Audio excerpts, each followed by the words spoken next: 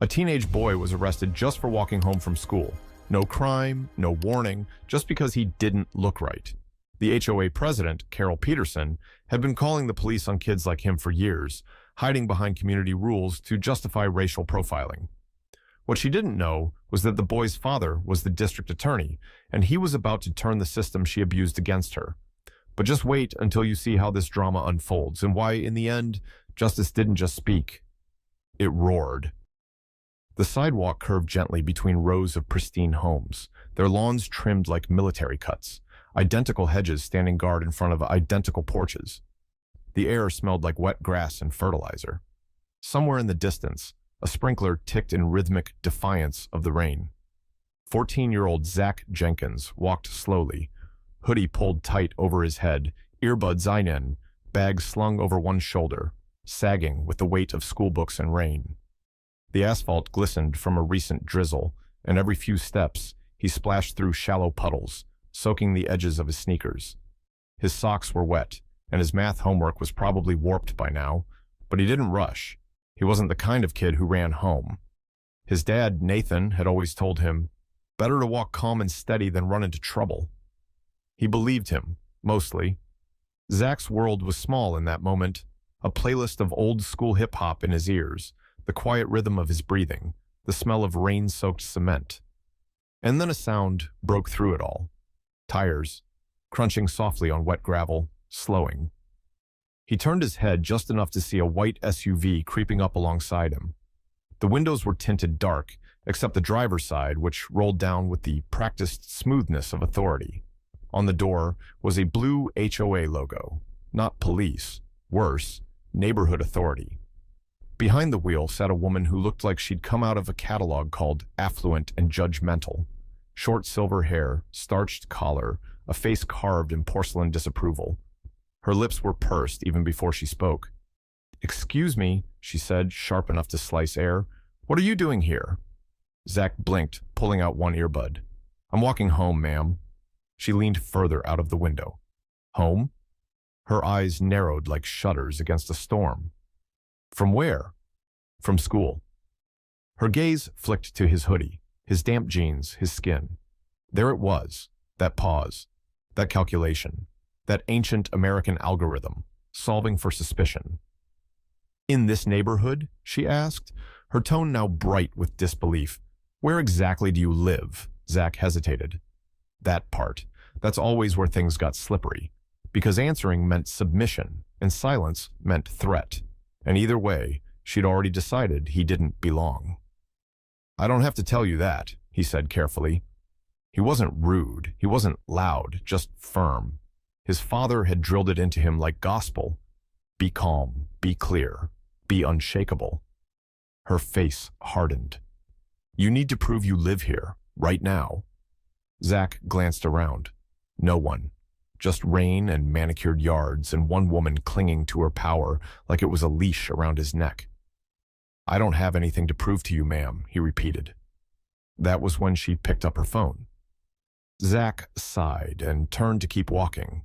He got maybe 10 feet before the SUV sped past and cut him off at the corner. She stayed in the car this time, just talking rapidly into the phone, probably embellishing. Probably describing him as aggressive or refusing to comply. Probably using words that sounded objective but always landed heavy when the person was black. He kept walking until the sirens started. One cruiser pulled up, then another. The lights strobed across the wet pavement, painting red and blue over his soaked clothes and wide eyes.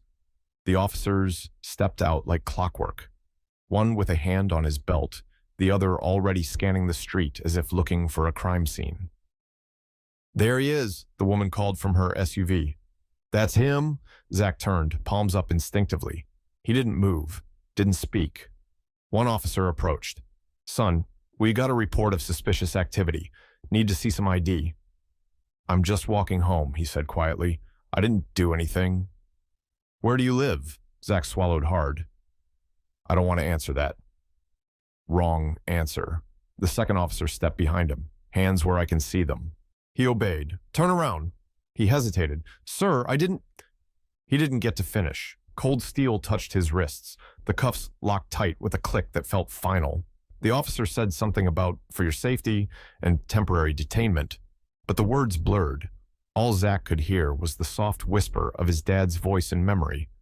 Walk steady, son. Don't give them a reason. He hadn't given them a reason. They took him anyway. Nathan Jenkins didn't find out about his son's arrest from the police, not even from a lawyer, not even from some cold, automated call.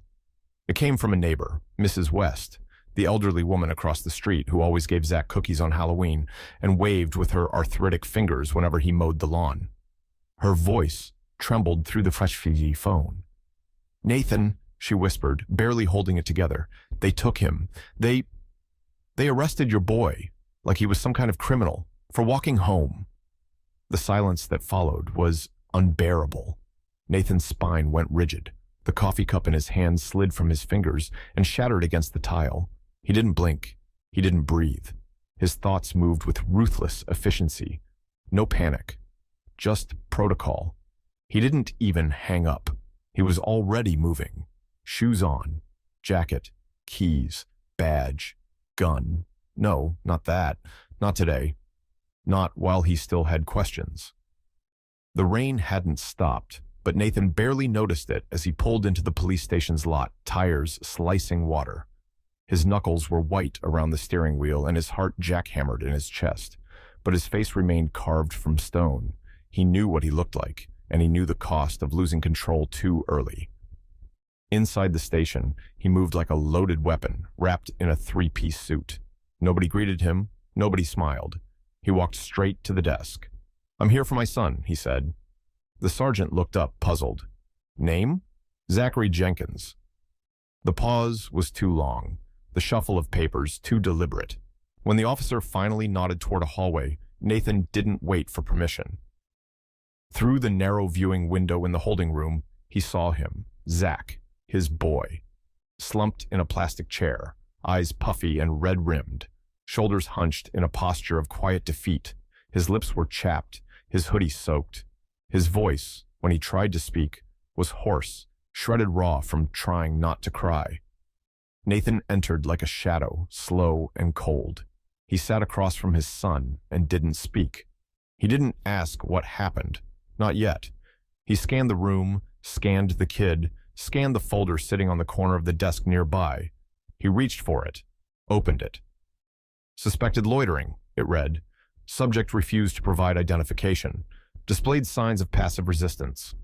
His hands tightened around the paper. It crinkled beneath his fingers. Passive resistance.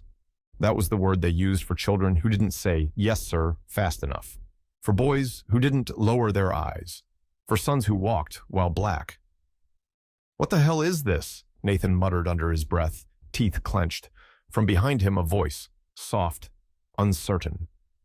Officer Harris, young, nervous. He didn't do anything violent," she said quickly, "but someone from the HOA called, said there was a suspicious individual walking alone. Wouldn't say who, just insisted we check it out." Nathan turned slowly. "They thought he didn't belong," she added quietly, her face burning with guilt. He stared at her, not with rage, not yet, with the slow, suffocating gravity of a man watching something sacred collapse.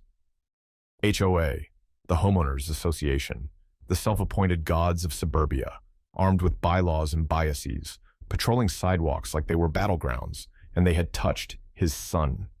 His son. Zach looked up at his father, and for the first time, Nathan saw something new in his boy's eyes. Not fear, not even confusion, shame, and that shattered something in him. He looked back down at the file, at the words typed in cold, bureaucratic font. Then he closed the folder, stood, and adjusted his tie. War had been declared. The morning air was heavy with silence, the kind that settles after a storm but before the aftershocks. Nathan Jenkins stepped out onto his front porch, coffee in hand, suit jacket over his arm, and eyes sharp with a different kind of focus. Across the street, parked exactly where it had been yesterday, sat the same white SUV bearing the familiar HOA logo, engine off, windows tinted, still watching. He didn't react, didn't clench his fists or shout across the lawn. That would have been satisfying, but premature. Instead, he set his coffee down on the porch railing, pulled a tablet from his briefcase, tapped the screen, and started recording. Silent. Unshakable. Every angle, every license plate, every face. Then he took a long, deliberate walk around the block. This wasn't revenge. This was evidence. Nathan Jenkins wasn't just a father.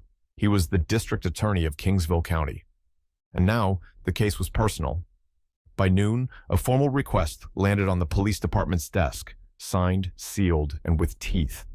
It demanded all reports filed by the HOA over the past 6 months. Not just complaints, but names, timestamps, officer dispatches, recorded statements, everything. No deletions, no delays. 24 hours later, the HOA's own office received a subpoena. They were to provide full access to internal communications, surveillance footage, board meeting transcripts, and complaint logs. Compliance wasn't optional. Refusal would result in obstruction charges. And just like that, the first domino fell. Inside the evidence logs and email threads, the pattern was impossible to miss. Call after call, report after report. Descriptions that read like code, unfamiliar male, doesn't appear to belong. Loitering near the corner of Elm and Pine. In nearly every case, the subject was a teenager, usually black, sometimes Latino. Occasionally just a kid in a hoodie with no obvious crime, but being outside. No arrests had stuck until Zach. He was the first one booked, but now they were all coming back into focus. Nathan built a timeline, cross-referenced incident reports with police response times, then with body cam footage. He began to see the web, the quiet targeting, the pattern of intimidation disguised as concerned citizenry, all wrapped neatly in HOA letterhead. He pulled phone records, got warrants, issued more subpoenas. Soon, other families began to step forward. A mother whose son had been followed home by an HOA patrol car, a teenage girl who'd been questioned while walking her dog, a father who'd been told he looked like a contractor and shouldn't be in the neighborhood without a permit. One by one, they all said the same thing. We were made to feel like trespassers in our own lives. Nathan didn't speak publicly, not yet. He knew the power of silence when it came before a blow, and when he moved fast. He brought in an independent civil rights investigator. He opened a formal inquiry into HOA misconduct. He filed motions to freeze their discretionary funds, pending the outcome of the case. Inside the courthouse, whispers started spreading. People who once smiled politely in elevators now avoided eye contact. Board members scheduled emergency meetings behind locked doors. One even tried to resign. Nathan blocked it. He wasn't done, because this wasn't just about his son anymore. It was about a structure that let fear dress up like authority. It was about a community that had mistaken uniformity for safety. And it was about the people who assumed the rules only applied to others, until someone walked in who knew exactly how those rules worked. 2 weeks later, the city council chamber was packed to the walls. Locals stood in the back, some leaning against door frames, others sitting on the floor. Reporters held cameras poised. Phones were raised. The air buzzed with tension, the kind that grows when the people realize someone finally plans to speak the truth out loud. At the front of the room stood Nathan Jenkins, calm and collected, dressed in a dark suit that seemed to absorb the light. He stepped up to the microphone, tablet in hand, a quiet storm behind his eyes. "Good evening," he began, his voice steady.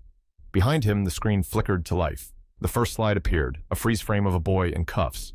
Zach, face wet from rain, eyes wide in disbelief. "This," Nathan said, "is what some of you labeled as a threat." The next slide showed a chart, 6 months' worth of complaint statistics from the HOA. Nearly 90% of calls flagged teenagers. Over 70% of those targeted were Black or Latino. "This," he said, pointing, "is what profiling looks like when you wrap it in policy." Murmurs rippled through the chamber. The third slide was a video, a grainy clip from a security feed. It showed HOA President Carol Peterson standing with a private security officer. Her voice, crisp and cold, echoed through the speakers. "Follow that kid. He doesn't belong here." The camera panned to a teenager walking home. Backpack, hoodie. Nothing unusual, except his skin color. "That kid," Nathan said quietly, "is my son." A pause. Deafening. Measured. "And he is not a criminal." His voice dropped lower. "The crime," he said, "is what you've allowed to fester here, under the illusion of safety. The crime is fear disguised as vigilance. The crime is silence. The room held its breath. For a full beat, no one moved. And then, thunder. Applause erupted like a wave. People stood, some cried, others chanted. But Nathan didn't smile. He had come for more than applause. That very afternoon, a formal investigation was launched into HOA practices. By the end of the week, Carol Peterson had resigned, her public statement thinly veiled in legal jargon. Personal health, she cited. But everyone knew better. Within 7 days, the police officer who had cuffed Zach without cause was placed on administrative leave pending disciplinary review. But Nathan wasn't finished. He filed a class action lawsuit on behalf of 11 families whose children had been profiled, followed, questioned, or intimidated.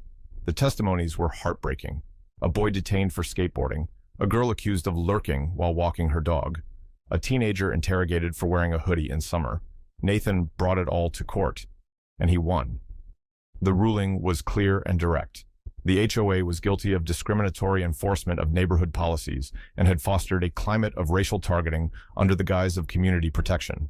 Damages were awarded, funds were redirected.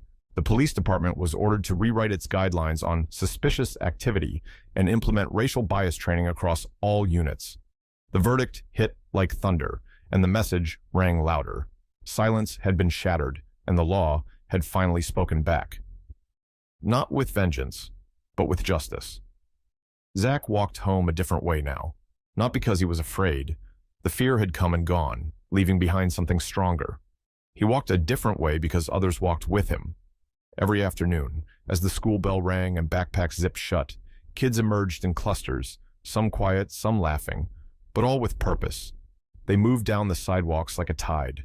Black kids, brown kids, white kids, a few with earbuds in, others with basketballs under their arms. And at the center of it, always, was Zach, no longer alone, not a symbol, not a victim, just a kid walking home, surrounded by others who finally understood what it meant to be seen.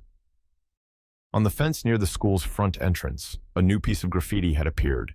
Clean lines, bright color. Someone had taken their time with it.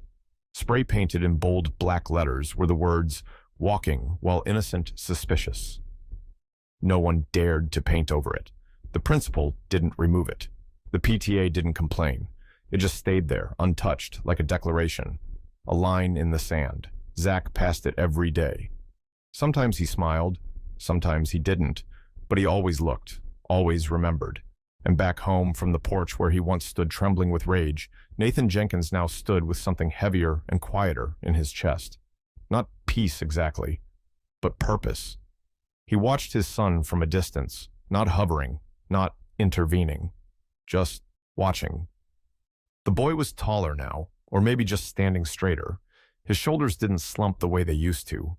His eyes didn't dart with that flicker of caution. And Nathan. He had stopped carrying that fire in his stomach. Not because the anger was gone. It would never be gone.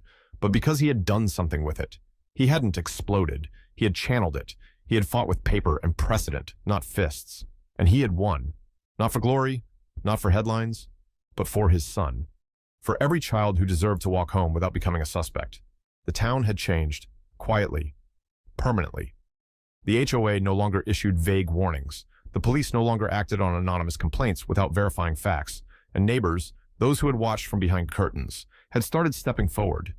Conversations had begun, awkward at first, uncomfortable, but real. At community meetings, people no longer whispered. They asked questions, they listened, they remembered. And they looked at Nathan differently now. Not as the district attorney, not even as the man who brought down the HOA, but as someone who refused to be silent. He wasn't just a father. He was a threshold, a line that would not be crossed again. And somewhere deep in the bones of the city, something shifted. Something that couldn't be put into a press release or captured in a news clip. It was in the way people moved, the way they paused before making assumptions, the way they chose words more carefully. Zach would never forget what happened, neither would Nathan. But they no longer lived in that moment. They had passed through it and come out the other side holding their heads high. On weekends, they still sat on that porch. Sometimes they didn't speak. They didn't need to. The silence between them was no longer heavy. It was full of memory and strength, and the simple knowledge that they had made the world, in their corner of it, a little harder to ignore. And for the first time in a long time, Nathan allowed himself to believe the city would not forget. A few days after the verdict, rumors began to drift through the city like smoke, slow at first, then rising, thickening. Whispers in grocery stores, side glances at school pickup. Something was happening. Some HOA board members had started receiving subpoenas, not from the local precinct, from the district attorney's office, Nathan's office. These weren't routine requests. They were surgical, targeted, comprehensive.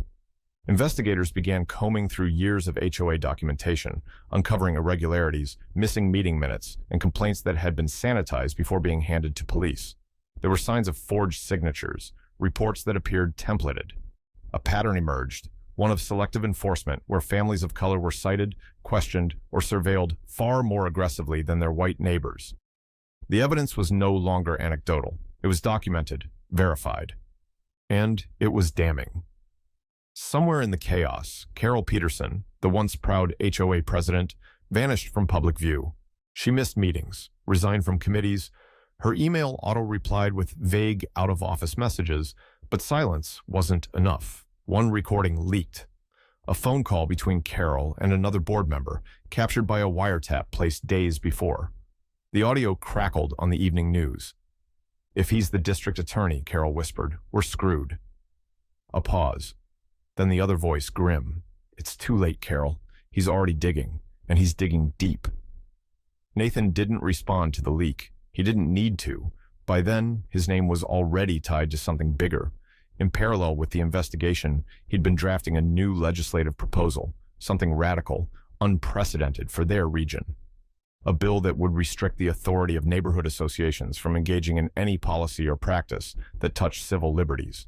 No more private patrols. No more anonymous complaints weaponized against children. No more authority without oversight. Local outlets dubbed it Zach's Law. And for the first time, the community didn't roll its eyes at the nickname. But the pushback came fast. First it was emails, then letters, typed, unsigned, threats, demands to drop the case, to pull the bill. One morning, Nathan walked out to his car and found all 4 tires slashed. No note. Just silence, and a single nail driven deep into his front door frame. But he didn't flinch. He'd seen intimidation before, in courtrooms, behind closed doors, in the corners of power. This was no different, just louder, more personal. He began traveling with security. His family stayed indoors. He taught Zach how to recognize the difference between curiosity and surveillance. It wasn't paranoia, it was preparation. Because Nathan understood now, this had never just been about his son. That was only the beginning. This was about a system built on quiet exclusions, on fear wrapped in neighborhood newsletters and polite smiles. It was about a war waged not with weapons, but with bylaws and phone calls and concerned citizens who believed safety meant control. They weren't just trying to erase Zach. They were trying to send a message. Stay small, stay quiet, stay in your place. But Nathan had heard that message before, and now he was sending one back.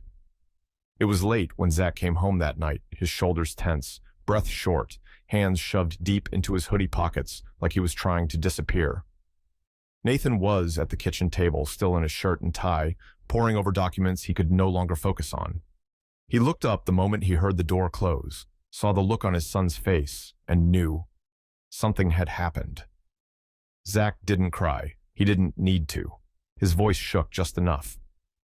"It happened again," he said. Nathan stood. "What do you mean?" Zach hesitated. Then, "That woman from the HOA, not the one from before, a different one. I was walking past the corner store and she just stepped in front of me, said I shouldn't be near their streets, said I don't belong." He swallowed, said someone like me should be kept away. Nathan felt the words land in his chest like concrete. He closed his eyes, exhaled through his nose. Not rage, not yet. That would come later. What he felt first was something colder, sharper, a clarity that only shows up when enough is finally enough. He didn't raise his voice. He didn't curse. He just put his hand on Zach's shoulder and nodded. "Okay," he said. "It's time."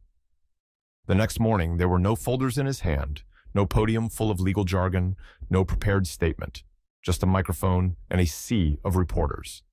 Cameras from every major network pointed toward the small courthouse steps.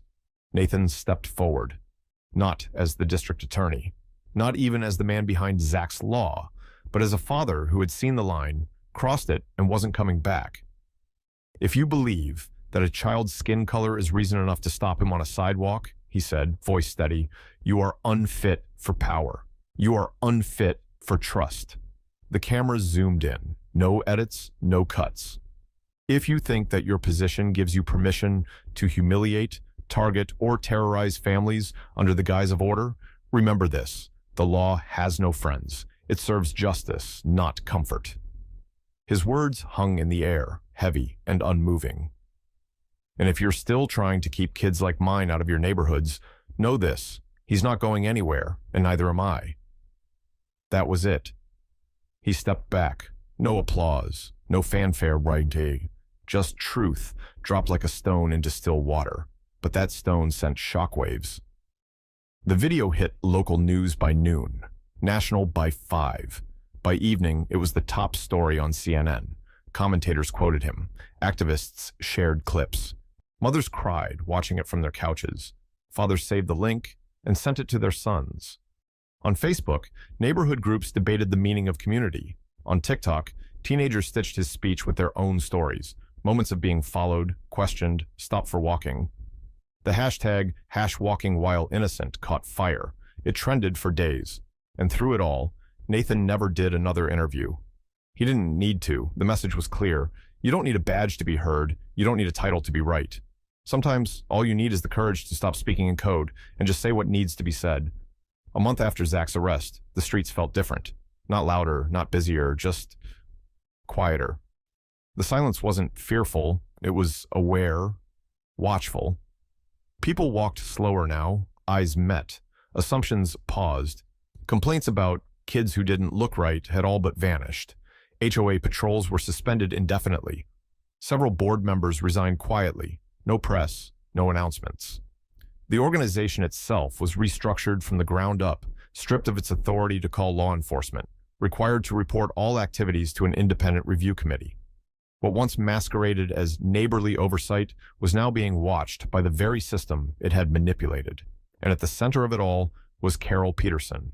She was no longer missing from view. She stood in court, in a crisp suit, facing formal charges for abuse of power, targeted harassment, and obstruction.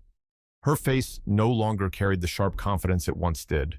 Her voice, once cold and clipped, now trembled beneath the weight of testimony. Justice didn't roar, it whispered. But it was heard.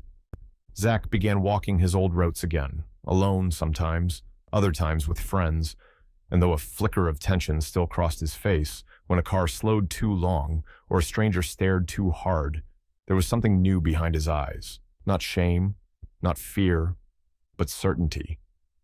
His voice had reached farther than he ever expected. And it mattered. The sidewalks no longer felt like traps. They felt like his. Nathan watched him from the same porch where it all began.